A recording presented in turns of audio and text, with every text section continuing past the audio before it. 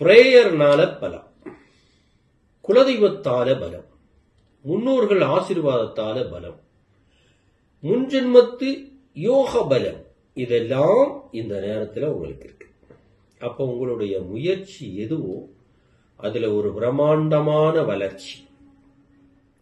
உங்களுடைய முயற்சி, நான் வண்டி ஓட்டுவேன் அப்படின்னு முயற்சி எடுத்தா நிறைய வண்டி வாங்கக்கூடிய யோகம் வந்துடும்.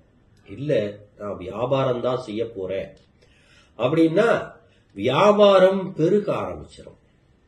இல்ல நான் ஒரு பெரிய ஃபேக்டரி வச்சு ஒரு நிலையான பிராண்டடை உருவாக்க போறேன் அப்படின்னாலும் சிம்ம ராசிக்கு ஒரு பிரம்மாண்டமான லாபத்தோட கூடிய ஒரு உயர்வு உண்டு.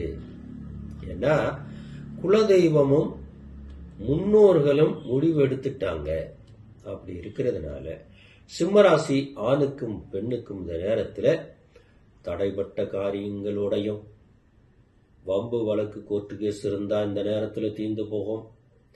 திடீர்னு பண ஒப்பந்தம் உருவாகும். உறவுகள் பிரிஞ்சு போனவங்க ஒன்று சேரக்கூடிய யோகம். பக்தியினால் ஒரு பலம் ஏற்படக்கூடிய நேரமாக இந்த நேரம் சிம்மராசிக்காரனுக்கு உண்டு. அப்ப நீங்க எதுல கவனமா இருக்கணும்?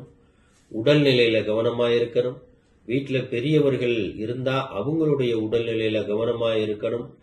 உடன் பிறந்தவர்களோடு கவனமாக இருக்கணும். உங்களுக்கு மேல பிறந்த அக்காவோ அண்ணனோ சொன்னா நீங்க தட்டாம கேட்டுக்கிடணும். அதே போல உங்களுக்கு தம்பியோ தங்கச்சியோ இருந்தா அவங்களுக்கு நீங்க அறிவுரை சொல்லலாம். அப்போ கூட பிறந்த உறவுகள்கிட்ட நீங்க கவனத்தோடு நடந்துக்கங்க.